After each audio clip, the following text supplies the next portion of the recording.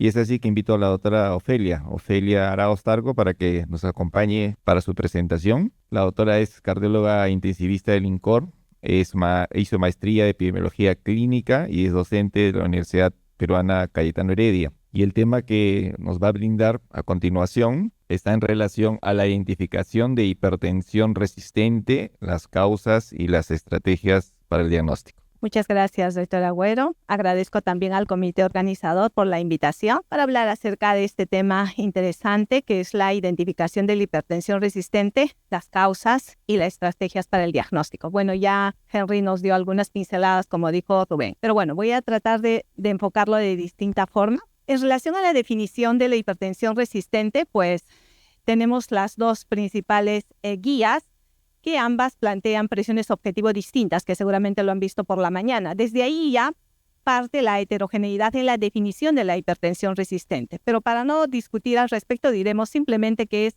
el no poder alcanzar las presiones objetivo planteadas por cada una de las guías con 3 o más medicamentos que tienen que incluir un IECA, un calcio antagonista y un diurético principalmente, ¿no? Definitivamente tiene que estar incluido un diurético. Y la guía norteamericana, pues además nos agrega una definición de una hipertensión resistente controlada, cuando sí hemos alcanzado las presiones objetivo, pero con 4 drogas por lo menos. Muy bien. Debido a esta heterogeneidad en la definición, pues no se puede medir con precisión la prevalencia de la hipertensión resistente. Les he traído un metaanálisis que incluye a 3.2 millones de pacientes en 91 estudios, donde podemos observar que la prevalencia más o menos está alrededor del 10%. La guía europea nos habla de una prevalencia del 10 al 20% y la guía norteamericana del 8.5 al 20%. Algo importante es que en este metaanálisis se pudo observar que esta prevalencia lógicamente varía y es más alta en los pacientes con enfermedad renal crónica, en los pacientes con trasplante renal, los ancianos y los obesos, en relación a la población general. Y si siempre se ha hablado de que la raza negra tiene más hipertensión resistente, sin embargo, en este metaanálisis se mostró que no había diferencia entre la prevalencia en las distintas regiones con una P no significativa. ¿Por qué debemos diagnosticar o identificar a los hipertensos resistentes? Debido a su pronóstico, dado que es una condición de alto riesgo. En este estudio japonés, que incluyó más de 5.000 pacientes, observamos cómo los pacientes con hipertensión resistente en comparación a los con hipertensión no controlada o pseudo resistente, pues tienen un riesgo 1.5 veces mayor para hacer eventos cerebrales, cardiovasculares y falla cardíaca. Y si solo evaluamos la falla cardíaca, pues este riesgo es 2 a 3 veces mayor en esta población. De allí la importancia de poder diagnosticar a qué pacientes son portadores de esta hipertensión resistente. La fisiopatología en general de la hipertensión y por ende de la hipertensión resistente, pues la planteó Pasch en un inicio con un mosaico de múltiples factores que han ido cambiando en el tiempo, y la guía actual pues nos habla de múltiples factores. Es una enfermedad multifactorial y de allí su difícil manejo y control. Siendo simplistas, basándonos en la fórmula de que la presión es igual al gasto cardíaco por la resistencia, pues hablamos de 2 principales factores, el exceso de volumen o el incremento en la resistencia vascular. Si hablamos del exceso de volumen predominante, pues la dieta con cargas de sodio, la reducción de la filtración glomerular o los excesos de aldosterona, pues contribuirán a que la balanza se incline a este lado. Y si por el contrario predomina el incremento de la resistencia, pues las distintas sustancias vasoconstrictoras como la angiotensina, la adrenalina, etcétera, podrían inclinar la balanza hacia este lado. Pero sabemos que usamos diuréticos como la hidroclorotiazida, usamos BRA, que bloquean este sistema, incluso beta bloqueadores. Sin embargo, pues no sabemos qué es lo que está predominando. Así que desde estudios previos, por ejemplo, tenemos este pequeño que incluyó a 90 pacientes, en los que se encontró que en 90 pacientes hipertensos, 2/3 de esta población ya tenía una actividad de renina baja. ¿Qué cosa producía esta renina baja? Pues lógicamente un incremento de la aldosterona, y ahí es que se empieza a usar la espironolactona. En el amplio espectro del ASCO, en 1.411 pacientes se vio que recibieron espironolactona. Se observó que en estos pacientes se observaba una disminución de la presión sistólica en 21 milímetros de mercurio y de la diastólica en 9 milímetros de mercurio. con una edad media de 63 años. Entonces se corroboraba de que estos pacientes pues se necesitaba bloquear esta vía que aún estaba muy activa y que por lo tanto contribuía a una disminución, siendo la cuarta droga agregada a las 3 previas. Y los efectos colaterales que conocemos. Pues en base a esto se planteó la hipótesis de que lo que predominaba entonces, más que un aumento en la vasoconstricción, era un aumento en la sobrecarga de volumen. Y por lo tanto, pues a lo mejor necesitábamos más diuréticos que bloqueadores de este sistema, de este incremento de la vasoconstricción. O yo diría también que estábamos bloqueando adecuadamente esto con un BRA y nos faltaba compensar o incrementar los diuréticos. Para eso se diseñó en base a esto el estudio Pathway, que es un estudio interesante porque miren lo que ahora es la definición que usamos. Lo primero que hizo es corroborar que los pacientes recibieran las 3 drogas, incluyendo el diurético. Se tuvo que excluir la no adherencia, se tuvo que excluir el fenómeno de bata blanca y la hipertensión secundaria. Entonces estos pacientes ingresaron a la randomización y se hizo mediciones de aldosterona, renina, etcétera, y entraron en un círculo en el cual recibieron espironolactona por 12 semanas, luego doxazosina, bisoprolol o placebo, ¿no? Concomitantemente, sin un periodo de washout. Algo importante es que excluyeron los pacientes con depuraciones menos de 45 potasio alto, que es lo que debemos tener en cuenta cuando empecemos a dar espironolactona. ¿Y qué se observó? Se observó que la disminución de la presión se dio en los 3 grupos, pero principalmente en la espironolactona. No así en las drogas alfa bloqueantes o beta bloqueantes, donde se observó una disminución, pero fue mucho mayor en la espironolactona. No solo eso, observamos que si incrementábamos la dosis de la espironolactona, el efecto era mayor con 50 miligramos. En cambio, con incrementos de dosis en doxazosina o bisoprolol de 5 a 10 y de 4 a 8, no se observó mayor diferencia, como lo observamos aquí, una P significativa, no así con las otras drogas. O sea, a mayor dosis teníamos mayor efecto con la espironolactona. Como se dosó la renina, observamos cómo el efecto de la espironolactona es predominante con todo el rango amplio de renina. Lógicamente era mayor en los que tenían más bajos niveles de renina, pero el espectro es mayor y solamente en este pequeño 3% el beta bloqueante fue algo superior a la espironolactona. Pero ¿cómo se producía este efecto? Para lo cual dijeron, a ver, probemos otro diurético que no sea espironolactona, dieron amilorida y midieron a través de un fenómeno de impedancia, de un mecanismo de impedancia, qué tanto de agua se perdía. Y aquí observan que usando otro diurético que actúa al mismo nivel que la espironolactona, pero por mecanismos diferentes, se conseguía la misma disminución de la presión. A diferencia de la doxazosina y el bisoprolol, la correlación entre estos 2 diuréticos, amilorida y espironolactona, fue bastante alta. Y cuando midieron por impedancia, observaron que quien disminuía más el volumen torácico era la espironolactona, a diferencia de las otras drogas. Eso nos hablaba pues de que había sobrecarga de sal y volumen en estos pacientes con hipertensión resistente. Ustedes me dirán, ¿y la finerenona, que es actual?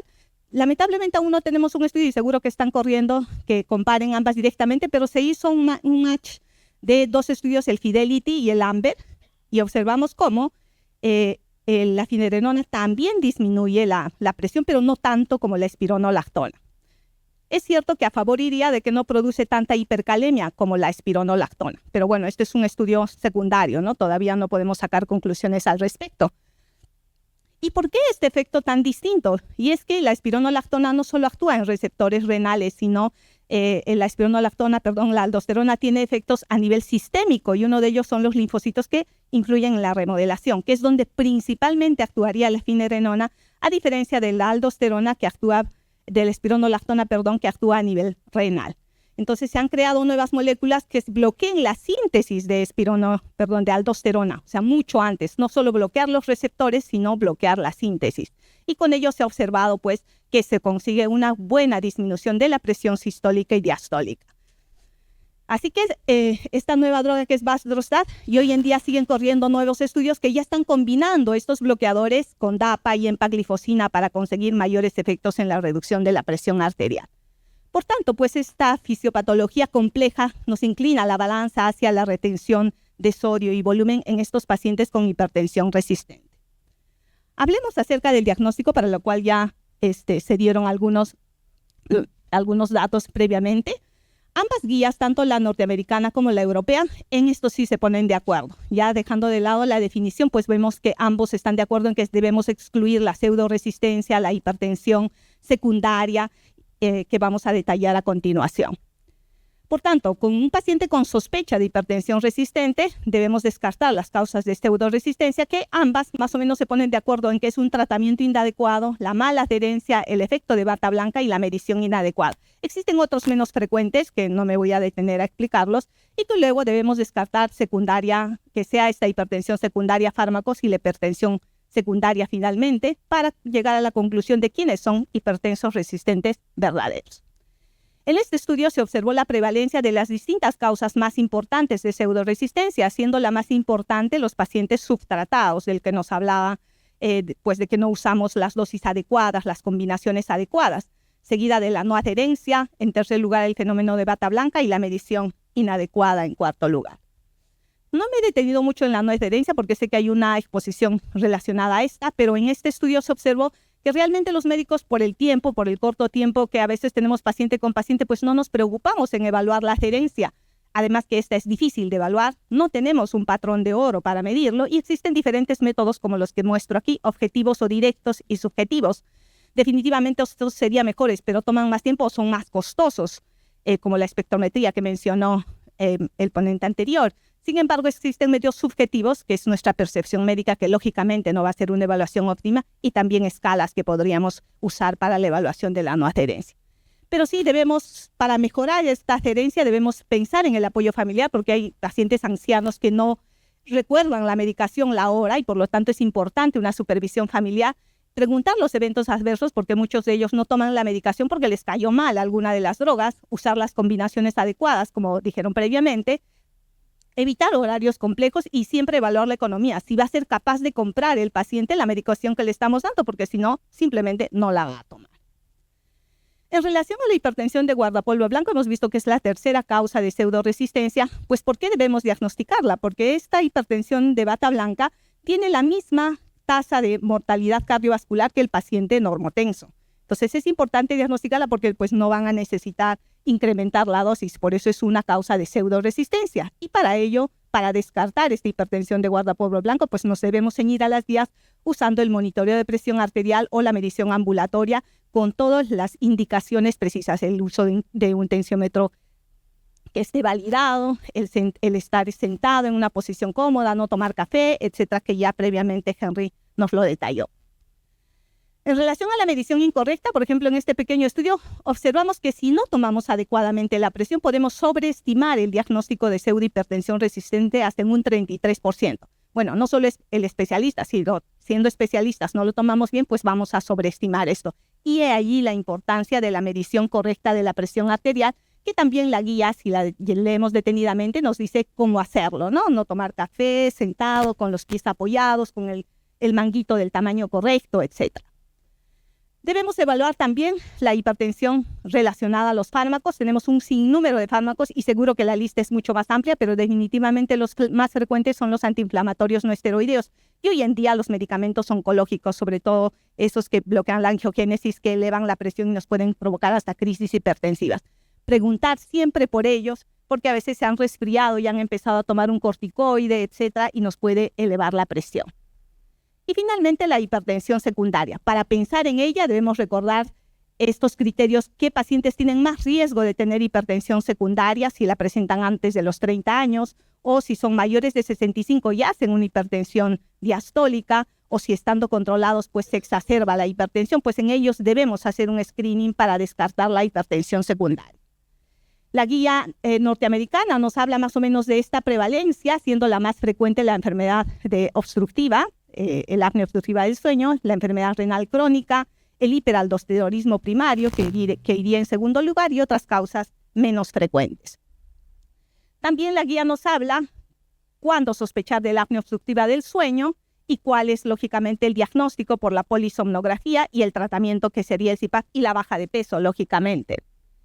El hiperaldosteronismo primario, que generalmente es asintomático, pero debemos sospecharlo en los pacientes que tienen hipopotasemia. No todos lo tendrán, pero en este ya deberíamos sospechar, y debemos hacer test de dosaje de aldosterona y la actividad de la renina, que hay modos con supresión y sin supresión de medicación, para luego hacer una tomografía y encontrar un incidentaloma, y el tratamiento será la extirpación de esta tumoración benigna, ¿no? Y en la hipertensión renovascular, pues, el auscultar el abdomen, el escuchar un soplo vascular, nos eleva la sospecha.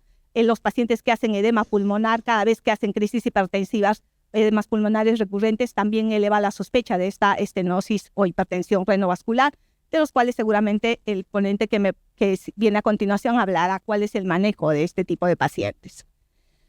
En las formas menos frecuentes, la guía también nos muestra qué exámenes debemos realizar para descartar las enfermedades tiroideas, las enfermedades de Cushing, etc. Finalmente, pues, planteamos este algoritmo diagnóstico. Si tenemos la sospecha de una hipertensión resistente, con las definiciones ya planteadas, más de 3 drogas y no se alcancen presiones objetivo, debemos excluir la pseudoresistencia, que ya hemos hablado, la adherencia, el fenómeno de bata blanca, y si estos están presentes, pues es una hipertensión pseudoresistente. Si están ausentes, debemos evaluar las drogas que está usando el paciente, si se pueden discontinuar o no, y si la presión se normaliza, pues también es una pseudoresistencia. Pero si esto está ausente, pues debemos descartar las causas secundarias en los pacientes de alto riesgo, y si están presentes, concluiremos que es una hipertensión secundaria, y si está ausente finalmente, pues llegaremos a la conclusión de que tenemos un paciente con hipertensión resistente verdadera, que lógicamente son los pacientes que hemos observado que tienen más riesgo de eventos cardiovasculares. Muy bien, finalmente los mensajes para llevar a casa es no olvidar la definición que más que limitar el campo o restringir las características de un paciente, pues recordar que lo hacemos para tratar de homogeneizar y clasificar a estos pacientes que tienen alto riesgo de sufrir eventos cardiovasculares. No olvidemos descartar la pseudoresistencia y la hipertensión secundaria y recordar que la fisiopatología es bastante compleja. Lo hemos simplificado, pero estoy segura que existen muchísimos más factores que se controlarán y se seguirán investigando en el futuro. Muchas gracias.